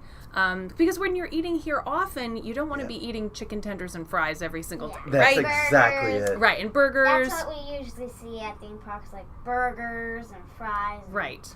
And so we're really we're pressing sandwiches and giving you fancy, aioli and, dressing everything up as much as we can. And yes, the response has been great. So. That's terrific. I think this dining plan has the most variety of any park we've been to, and that really makes a big difference. So, thank you. That's great. It is Thank wonderful. you. You're welcome. Absolutely. This is one question for the hardcore coaster fans out there. Do you think Six Flags will ever build a chain lift giga coaster? Whoa. Oh boy. Oh wow. Oh gosh. Could we? Sure. I of course can't reveal anything in our future, but I do think that probably in the next few years that the big coaster fans are going to be very excited by some news that we have. So, I mean, we really do, as I said, try to find that balance between family and thrill. So, we really do try to shake it up. And we haven't wanted to build our park that's just based around coasters. We have a great collection, and we're trying to really flesh it out with other attractions, especially like for the tween set. That was one area that we knew we were sort of missing, more attractions for tweens. So, but yes, for those ultimate thrill seekers, I think in the next few years they're going to be very excited. Oh, that's such exciting news. What does that mean? And as he's getting into the 54-inch territory next year, that sounds like perfect timing, right, Bud? Cool. Yep. Very cool. One of the last questions. With all of the cloned rides that are being built in the Six Flags chain lately, does its statistics seem to show that fans are kind of loyal to their own park and haven't been traveling as much lately? And they're all wonderful rides. We've liked a lot of the clone rides, but the statistics seem to state that fans tend to stick to their own home park. I think for first and foremost, people do stay local. We are a regional theme park company, and people do tend to be within 50 miles of a park, if they're purchasing a season pass. And usually that radius actually can be a bit smaller, so maybe within 20 to 30 miles. The season pass is obviously great because it allows you to go to many places, but in actuality there are some locations where they're not very close to any other Six Flags park, so they are probably most loyal to their own park. Here in the Northeast we're pretty lucky in that, gosh, here you can go down to Six Flags America or up to New England, the Great Escape, even up to Montreal. It's really not that far. So there are many parks that you can visit within just a short day's drive of here. So I do think the company looks at regions and tries to see what is within a region, so things are not duplicated. But yeah, at the end of the day, people do stay pretty close to home. Last thought would be, anything else for 2017 that we haven't covered that you're excited about? Little details that we haven't covered that that you wanted to let us know, or anything else about the future? Well, I mean, this is the summer of superheroes. We're in the DC superhero summer, and we're hosting events all summer long that are commemorating our awesome friends, the DC superheroes, but also local heroes. So every month we're dedicating it to a different group. One has been actually July's military month, so we've had the police. We're devoting to firefighters, so really local heroes in our hometown. And since we are a regional theme park company, we do want to be about our neighbors, and being a good corporate citizen and recognizing all the people that make our communities great. So all summer long in all of the Six Flags theme parks, people can come and enjoy events that are, that they're fun. They're cape runs, and we actually have an event coming up where you can come in your superhero pajamas and ride coasters, which we think is really silly and really fun. But things like that, you're coming and you're celebrating the park. It's giving people more reasons to visit. And where can people look to find out when these events are happening? On every park's special events page. They can just check out the events listing on sixflags.com and go to your respective park and see all the fun things that your park is doing to celebrate this superhero summer. Well, that is great, because there are so many definitions of what a hero is. Absolutely. Pop culture versus reality. Going back to the hero holidays, in the front of the park, sometimes I see like different people that are like police or firemen that have their name on that, and I think that's cool. Yep, and that is part of our summer celebration, is that every week we're honoring new people. So they're being nominated through various organizations. Locally here we have a big New Jersey radio station that's very tapped into all of our first responders and military, and so they're giving us people. There are other folks that are nominating people. So it's really beautiful. It's nice that we're adding to those big signs in the park every single week. And, these people that probably don't get nearly as much recognition as they should are being honored, which is really nice. Such tough jobs, and ones that need to be done. And Absolutely. Yes, so to honor them is a wonderful thing. Absolutely. Well, Kristin, we can't thank you enough. Thank you for being a part of Theme Park Families, and we look forward to seeing you next year for maybe some kind of really exciting big event. We can't wait. Okay, thank you. Thank you. Okay. Nice to talk to Kristin again, and I'm sure we'll be talking to her again in the future, and hints at some pretty cool things to be coming in the future, which we're excited about. And the new Cyborg ride looks pretty wild, and can't wait to do that in the spring. It was so nice of her. After we did our interview, she took us to, even though the day before we had done Justice League, and she took us back through the back sections of Great Adventure, took us to Metropolis, and initially was just going to let us do it again. And she's like, oh, I'll do it with you. And the three of us rode together and, had a really cool time getting to do it yet again. She was like our fast pass. Yeah, exactly. It's a shame we could only use her for the one ride. That'd be great. Hey, when's the last time you did Nitro? You want to try Nitro again? And let Andrew on, even though he's a few inches too short. And then go to King Dakota, and then, no. But she was awesome. It was great for her to take her day out of that. And you can tell this is not just a job for her. And I think this is what makes her awesome. She's not just going through the same routines all the time. Her enthusiasm, her smile, her love for that place. And as a coaster enthusiast, she's talked to us plenty about going to other places just to do coasters. She truly loves to ride. It's great to get to talk to someone with that kind of enthusiasm.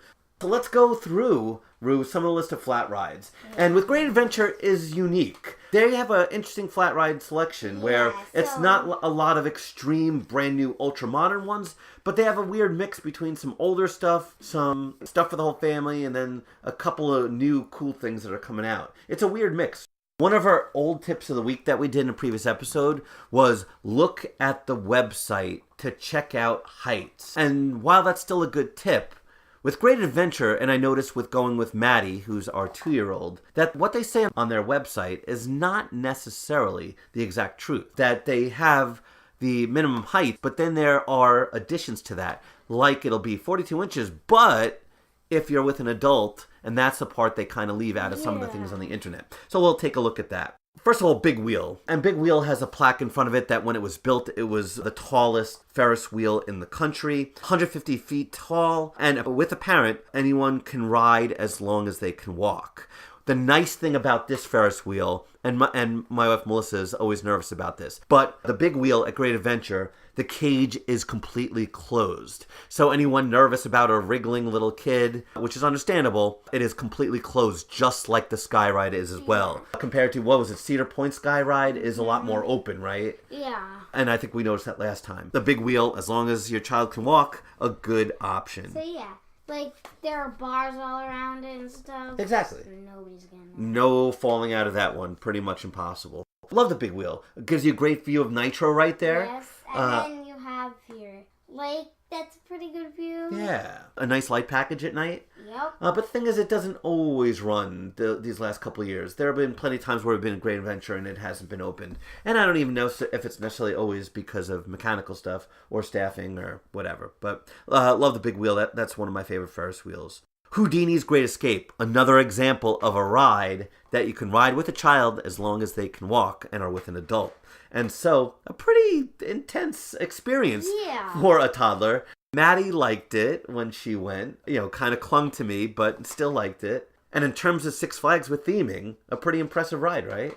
Yeah, I think it's definitely a step up from your normal Six Flags that has just one little lamp or something. I think it's definitely cool how you have the windows with lightning outside.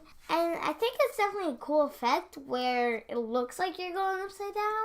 It is. It's pretty impressive. And I know a lot of our friends, like Ariel, have done a tour of the back. And she actually posted something, it ruined the magic seeing how it works. But then other people said, no, it makes the magic that much cooler. But yeah, it's impressive. To me, it's a little bit dizzying. And one of the sad parts is that for the whole year, the globe effect where you see Houdini's face pop up in the globe when he's talking at the end hasn't been working. And that seems like it should be an easy fix, but hopefully they do fix that. But the fact that it has a pre-show where you watch a little movie and then the actual ride, I think that's pretty neat. Also, I love the walk through the little woods there, through the garden to get to it is kind of neat. And what they do during Holiday in the Park to that section, making all the trees look like candy canes, is very cool. You've got the Sawmill log flume, which is one of the oldest arrow log flumes in the country. And there were some nerves that it was going to possibly close. As in the late summer, it was closed for a couple weeks, and a lot of people speculated, oh, is this where the new ride's going to go, or are they going to shut it down? But no, it's still surviving. And I think overall it's a pretty nice log flume, right? Yeah, it goes through the trees, and I think if you don't want to get too wet, it's a good ride because I don't think there are a couple little drops in there that might get you a little splashed, but overall, you don't get too wet. You don't get too wet unless people spend their money on the geysers, which has happened to us. Last time we went, we were like, oh yeah, we just got a few splashes, and then boom, you get hit at the end with the people who spend whatever it is, the $1.50, and we got hit twice. One that falls directly on us, and then one that's sprayed up, and then one that sprays up and then comes down. So, but another ride that as long as the child can walk, they can do it. So Maddie did the Sawmill log flume, and she was giggling on the drop. She loved it. And that's rare. Most log flumes are 42 inches, even with a parent. That one is kind of nice to be able to do that. The Congo Rapids. Holy cow. How many times have we ever done the Congo Rapids? 2. I would say twice, too, and they were both during that first year. So we haven't done that in a couple of years, but part of that might be because Maddie can't do it. That's a ride that I think is 42 inches, even with parent. Rides do get you wet. Like the first time I did it, I got absolutely drenched. You were in the perfect spot each time, right? Yeah, I didn't want to do it again. I think it's just luck. Yeah, it is. Both times then I didn't get wet at all. I like it. I don't think there are really any waterfalls on that, right? No, it's just those big drops. Well, it's just those drops and then... Yeah. And you get splashed by water. Yeah, and it's classic. And it's one of the rides I remember going on the one time I went when I was young. So it's got some nice rock work around it. Kind of like it. Buccaneer, in the section sort of near the Joker, is a pretty good swinging chip. Yeah. And that's yet another ride that the child just needs to be able to walk with a parent. And so Maddie, she was definitely clinging to me on that one. Because we sat in the back, and then... The back row. Yeah, back row, and then you get that tummy tickle when you're going from up to down in that. So that's pretty intense. We always try to hit up Buccaneer. The carousel is kind of nice in the fact that it has the colorful spires that come up on the side. So it's a pretty looking carousel. And again, a child of any age can do that, and that's pretty much always the rule with any carousel. The Parachute Training Center, which again, who knows how much longer it's going to be open for. Six Flags Over Texas had one that they demolished, I think, about 3-4 years ago. One of the only rides like that around. They call it Parachute Training Center at Edwards Air Force Base, named after the base that's nearby, sort of an honor to the military there. And yeah, that's kind of a mouthful title. What do you think of that ride? Before we did Zunjaro, yeah, I remember that.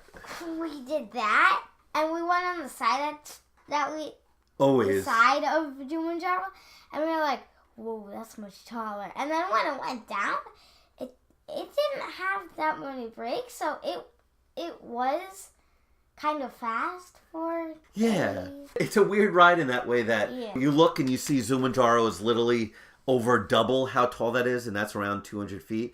But it's a nice prelude to a drop ride. The height, I think, is 42 inches, so it's nice to take a kid on who's not quite ready for a drop ride yet.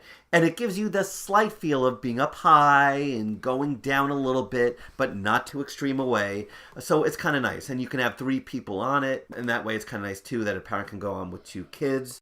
Then next, wow, Zumanjaro in terms of flat ride. Now, Zumanjaro... pretty crazy. Yeah. I remember when it was built before we got into theme parks, and that was built, I think, about 4 or 5 years ago, maybe a year or 2 before we got into theme parks. And I saw that advertised. I was like, okay, people are crazy. Who could ever do something like that? I remember I did it first, and I did it on a day where I was with my friends. I wasn't with you. That's when I think I was with Goliath and Aunt Sue and Dan and Brian and all those people. And walking back there was definitely a part of me that wanted to say, okay, no, I don't need to do it. And then when you get into the carriages and they start that heartbeat, holy cow, that's crazy. Now, the first time you did it, Andrew, you had to do it by yourself because I was with Alex and Maddie. So you had to do it by yourself. Were you nervous at all when you strapped in that first time? No. Not at all. Because I don't get scared of heights. And then the drops for me, it's only at the top where you're in suspense. Right, it's the waiting, not the actual drop that's scary, right? And then I think it's a good view of the parking lot. It is, and possibly Philly if it's a clear day. Now you've done it in the pitch black by yourself, which was pretty cool. And how was that experience, doing it in the daytime and seeing versus at night? So, I mean, you can definitely see Nitro from there. Okay. Which is pretty far away. And then if you look around, you can't see that much. It's basically just trees. So it's definitely a good view. And then you look down and see how far away you are from the ground. And you just keep going higher and higher. And then the ride looks so much scarier than it is. The drop itself, this is one thing Goliath had a big problem with it, as he loves the drop tower agoraphobia at Six Flags over Georgia. That the drop itself, and you could certainly put the drop zones at Kingsman and Kings Islands in that same vein. That Zumanjaro isn't really an intense drop. It sort of floats down. It's not an aggressive push down. So in that way, if you're a little nervous about it, it's not really a scary ride at all. It's a nice view, but really nothing that intimidating. But that walk back, holy cow, does take a long time. Jolly Roger, yet another one of those rides that a child can do as long as they are with a parent and they can walk. This is one of those rides that you're in a cart with two people. It has an arm that attaches to the center, and then there's a wheel underneath the cart that is on a single rail. So in that way, it's almost like a Music Express as you just kind of go up and down. And so a fun little ride for a kid, and again, nice that a little one can do it. Twister, Top Spin. I've yet to do one. So I think next year will be our time to do a top spin like that. That one sort of creaks and screeches a little bit, right? Well, yeah, that one's not new. No. They basically all do like the same thing. We've only seen one do like a different other cycle. Yeah. And so you're not a big fan of spinning and getting dizzy? Well, but that's spinning head over heels. So in that way, it's like Joker, right? I don't think it'll be that bad. So I'm looking forward to doing that next year for the first time. But that's one of their, I'd say, signature flat rides. Deja Vu, I think, is a good scrambler. Yeah. I really like it. Kind of surrounded by trees and a nice scrambler. We've got Swashbuckler, which is one of Alex's favorites. And 2 years ago, when Alex was 4 at the time, he was paranoid about it. He was crying. And now it's his favorite ride by far. Once he got on it, he was smiling so much that first time and did it 2 more times after that. Swashbuckler, the type of ride where you stand up and then it goes around and spins fast and then lifts into the air. Not the kind where the floor drops out, but you're still pinned to the back. That one tends to make me a little bit dizzy. You've got El Diablo, not a coaster, the Larson Looper. And the best part of El Diablo, Andrew? It is the loop. It is the loop? The best part of El Diablo is the loop? Well, couldn't you say that the worst part is the loop? That the only part is the loop? Well, That's the only part of the ride. Oh no, I like that straightaway and then the double down. The best part is the loop. Okay, you could be right. I mean, yeah. Well, see, to me, I think the best part is the statue. That Jersey Devil that they created is awesome. I like when they hang you upside down for a long time. I always kind of get worried that maybe we would get stuck up there for a long time. Yeah, that wouldn't feel good. One of the few rides that they manually are able to control the cycles. There are some guys, there's one ride op in particular who's a little bit on the taller, larger size, let's say, and he always likes to mess with us when we go there, and sometimes he'll hang it upside down for a couple seconds, and that's when you tend to get a little bit dizzy. But they're fine, and it works well in that section, but not a coaster. Justice League, certainly a huge improvement for that park. Having an indoor ride and one of that quality, which I love, is just great for Holiday in the Park. Something that you'll be able to do indoors. Although I wonder what that line will be like for Holiday in the Park. I'm not waiting in that ride for an hour and a half, as good as it might be. So that's a huge improvement. And then finally, we haven't talked about it yet, but we needed to talk about Safari Off-Road Adventure. Now, I remember doing it once when I was a little kid when you were in your car, and that was rather insane. It felt like anarchy and chaos, that you were in your car in the Safari and monkeys would jump on your car and pull at your antenna. We've done the Safari, I'd say, a good 5-6 times at this point. Do you still enjoy it? Yeah, it's fun.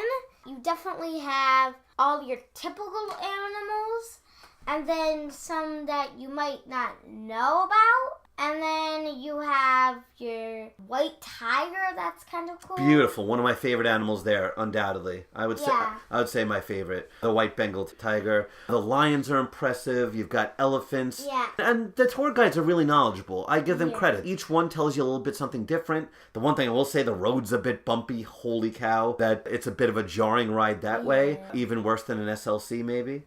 Yeah.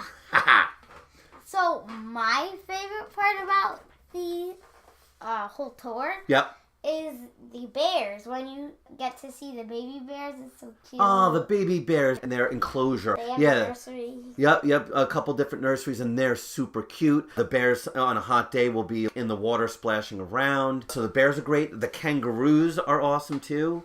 Yeah. You've got so many different type of gazelles and deer and buffalo. And buffalo, the water buffalo. It's a huge tour. And so if you're planning on doing the safari and you've got a family and kids, and you definitely should do it, go there first thing. In terms of first thing at that park, if you're going to do the safari, rush straight there. It's all the way at the opposite side of the park, but that line can get incredibly long, and large parts of that queue are in the sun. If you're going to do it, go there first thing. Now, if you're not, then I would say definitely head to King Ka first thing, or El Toro. You can literally get 5, 6, 7 rides in that first half hour if you get there early. You can stop at that Camp Aventura, is it called, right in the middle, where you can stop off. You can feed the giraffe for an extra fee if you want. You can do that zip line, that eagle zip line. Yeah, we've never seen that really going. No, I don't know how popular it is. It would give you a nice view. They've got some impressive snakes there. Sometimes they have an anteater. So there are a lot of cool things to see on that safari. And in that way, it's like a really impressive zoo. So love that part of the park. And in some ways, that separates it from a lot of other parks. I guess there's only one more thing to run down in terms of the park. And that would be, what haven't we talked about yet in specific detail? Coasters. All right, coasters, and that's pretty important. What we're going to do is go in terms of the order of coasters that you can take your kids as they progress in age. And not necessarily in terms of least intense to most intense, because in terms of heights and what you're allowed to do, it doesn't necessarily go that way. But that's the order that we'll go with. Starting off with Road Runner Railway.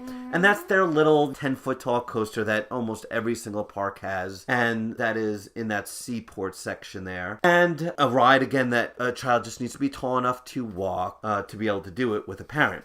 Now, what do you think of those kind of coasters, bud? They're forceful for little kids. Yeah. But they don't really do anything. They have a tiny drop, then swirl around. Yeah, there are lots of swirls. And the problem is, especially for adults, they're kind of jerky. Yeah. In fact, the one, I think it was at Carowinds, Melissa sort of hurt her back on it. So they can be really rough on the body and there's not comfortable. Yeah. And on this one, there's a little bit of theming here and there. Oh, yeah, a couple of little objects. Kind of like at Six Flags New England, they have little carrots and Bugs Bunnies on their little one there. In that terms, I feel sad that the child's first experience is on a coaster that's very uncomfortable and jerky. The next one up would be the Harley Quinn Crazy Train. And those are kind of fun coasters. They have one that's similar at New England again. Theirs is the Catwoman's Whip. And they're sort of these double figure eights. And they, in some ways, feel like they should set a record for the longest train on a small track. That I think when the coaster gets started, the front of the train is finished with the ride before the back of the train gets over the lift hill. It's a strange ride that way. We would definitely advise going in the back, as the front half of the train, you don't really experience a drop because the back half still hasn't gone over. But a really fun ride, and one that we enjoy, and a pretty low height limit. That one might be about 42 inches for the Crazy Train. The Dark Knight would be up next, and one of our favorite Crazy Mouse coasters, wouldn't you say? Yeah, it's indoors, and they have a little pre-show for it.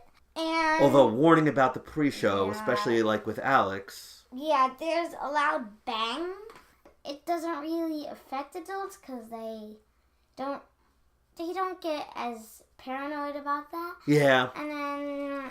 So towards the end of that movie, I'd say good idea to cover a little one's ears as the bang from that fake gunshot is a little loud. We even been on it so many times, sometimes where we ask, can we just skip the pre-show and wait outside? But the ride itself is fun. For Wild Mouse, it's super smooth and one of the higher quality Wild Mouse coasters. The theming itself doesn't do a ton, but still, I think it's fun and it's a ride that can work during a holiday in the park. So I enjoy it, and I've always liked the Dark Knight coaster for what it is. Next up would be Runaway Mine Train, and that is one of the original rides from when the park opened.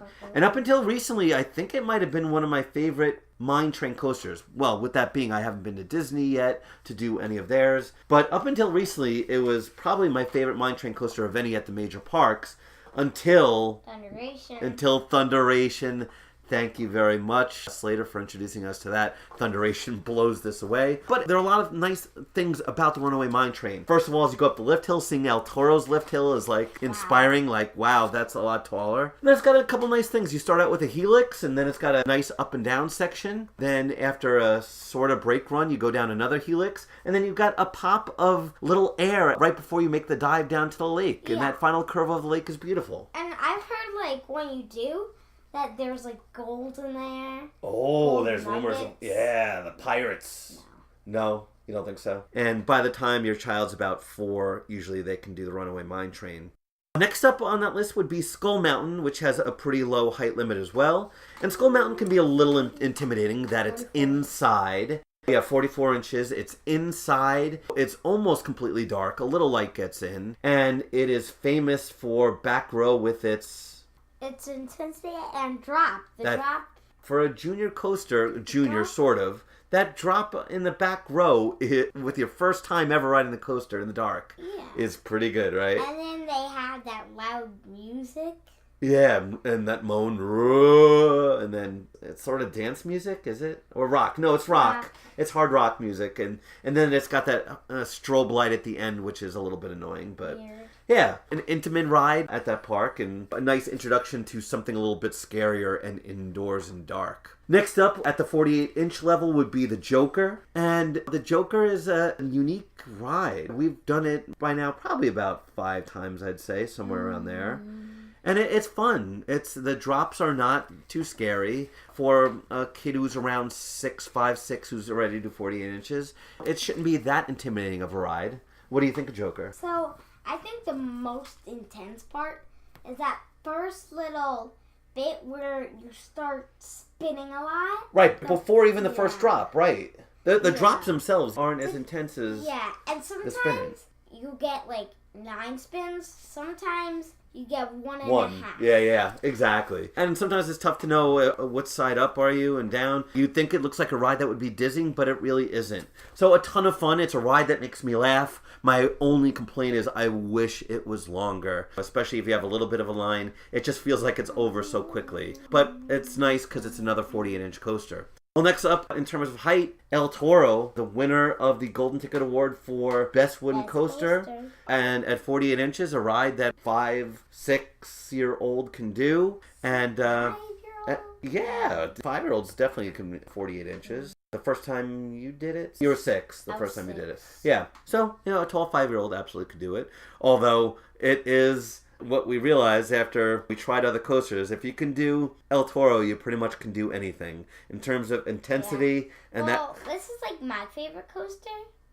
I think that you definitely do have some intensity on the wild turns, kind of like into 305. Okay, yeah. Towards the second half of the ride there. Yeah. Which is prepare you for next year when you do I-305. Yes, a little bit scary. After the first time you do it, it's like such a feeling of accomplishment. We talked about El Toro in the first episode, but certainly the airtime on the 3 different crests are incredible. That Rolling Thunder drop as well. And the smoothness is still pretty solid. It'll be interesting to see over the next couple of years whether they will need some kind of major reinvestment to ensure that ride stays smooth.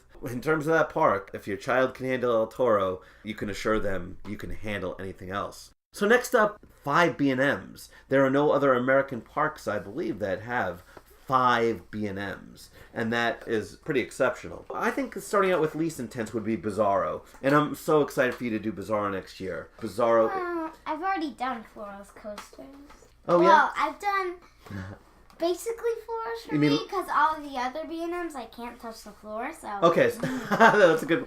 So you mean like Wildfire, which we'll talk about Yeah. in upcoming I episodes. can't touch the floor for that. Yep, you've done Wildfire, in that way that's like a floorless. And then your wing coasters, of course. I'd say I like Bizarro better than most wing coasters. When all the theming works, it's incredible, especially at night. And the fact that they have 3 trains running when there's no lines sometimes makes your wait to get off of it a little bit long, but it's nice that there's never a line. Green Lantern is one of those coasters that a lot of people criticize. A lot of people don't like floorless coasters. A lot of people don't like stand-up coasters, and Green Lantern, I think, is one of the best ones that there is. There aren't that many left, but Green Lantern is one that I love. Haven't got a chance to do the one out in California yet. The Riddler? The Riddler. Yeah, so eventually I'll test that out. For the most part, I usually like doing back row. Green Lantern is a ride to do in the front. It's a lot smoother. Your ears don't get bashed that much. And I think it's a beautiful coaster. Love that first loop. There are a lot of great moves in it. And I think in the front row, it's an excellent coaster and one that I enjoy. And I can't wait for you to do that next year when you are 54 inches. Nitro would be next up, I'd say, in terms of intensity. And you'll get a little feel of what Nitro is like, I think, when we do Apollo's Chariot in 5 days for the first time. Ooh. So Nitro... before I did other coasters, I thought Nitro was incredible, one of my favorites. It's moved down on the list a lot, but it's got a lot going for it. Its setting is great. That first turn after the drop is awesome. That hammerhead turn sort of in the back is great. And then those return bunny hills are great with the airtime coming back, so I'm psyched for you to eventually do Nitro. Next up, in terms of intensity, I think Batman the Ride would be next up. And Batman is pretty intense. It packs a lot of G's, even compared to some more modern inverted coasters. Yeah, you said that doing it backwards was really intense. Doing it backwards was almost way too nauseating.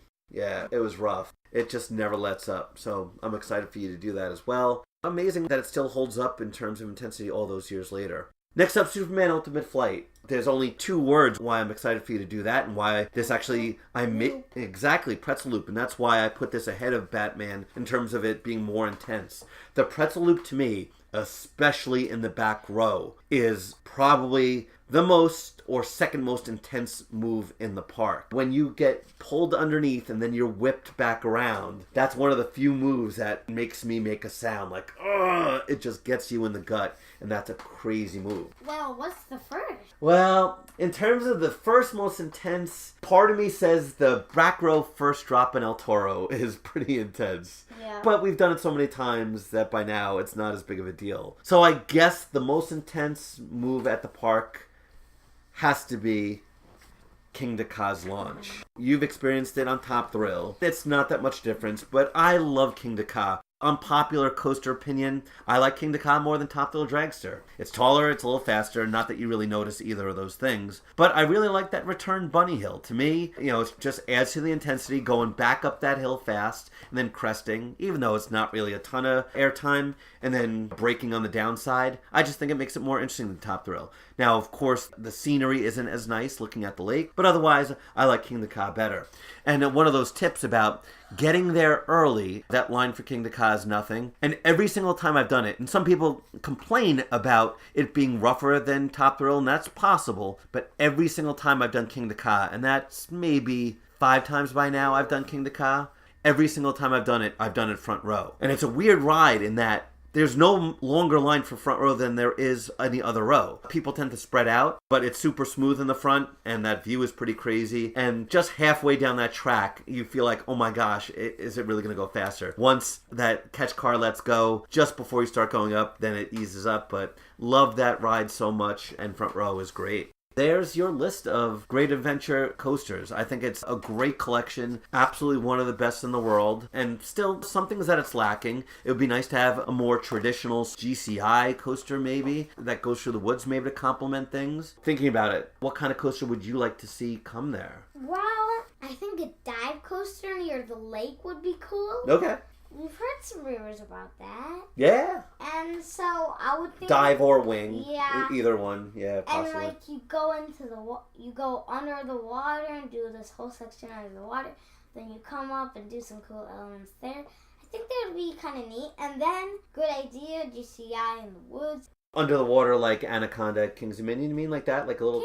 Kind of like Like that, a little tunnel, which is a neat idea. When you talk about giga coasters and what parks need them, there's speculation about Kings Island getting one. But Great Adventure and Magic Mountain, two of the biggest coaster parks in the world, it seems like it's time for Great Adventure to get a giga. There's so much land there, so many places they could put it. Yeah. It's time. It just doesn't make sense why Great Adventure shouldn't get a Fury type ride. And I think that would complement Nitro nicely. I mean, it's already a big park, so to make it bigger, to make another section just for the Giga Coaster would kind of be nice. Yeah, love that idea, and there's plenty of more things that I think they're going to do to improve that park. They've talked about hotels, which wouldn't really interest us, but to make it that much more of a destination, to have a giant hotel that is on the premises certainly would help. In another episode for a Park of the Month, I'm sure we'll talk about Hurricane Harbor there, which is a separate entry for the general public. If you have a pass to Great Adventure, you can get into Hurricane Harbor. So we'll talk about that at another point, as it's a completely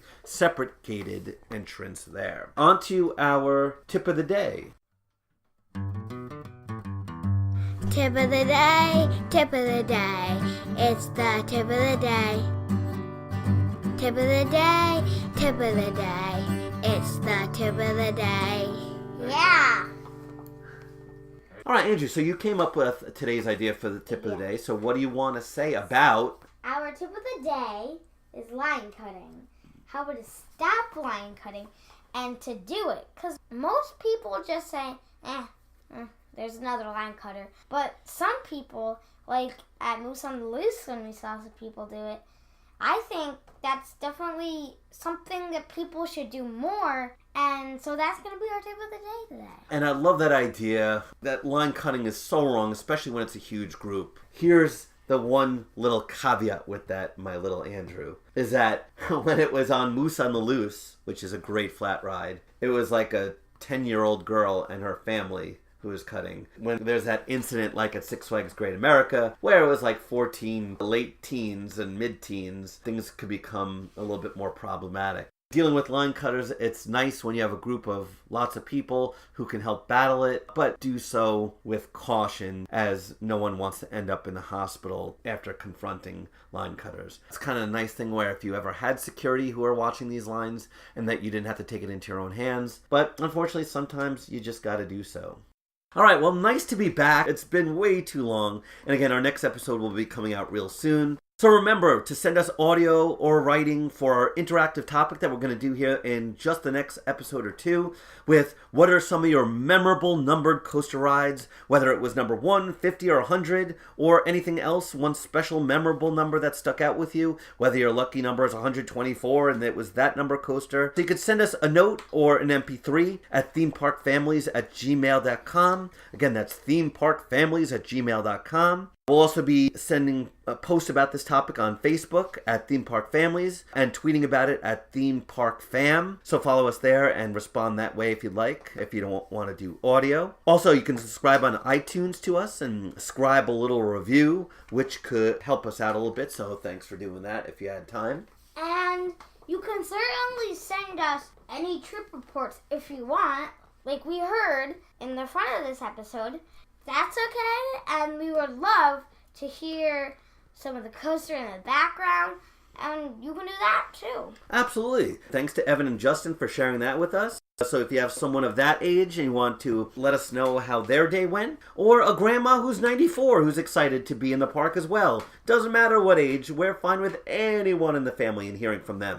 We're really excited for the Coaster Radio meetup, which is going to be later this week at Busch Gardens Williamsburg on Friday, informally at King's Dominion on Saturday, and super informally at Six Flags America on Sunday, so we'll be reporting on that soon as well. Well, thanks all, and thanks for listening on in. I'm a little teapot, short and stout. I'm not. I'm a baby. Not a... Whoa. Ow. I'm a little teapot, short and stout. I'm not. I'm a boy. Not a dispenser. Andrew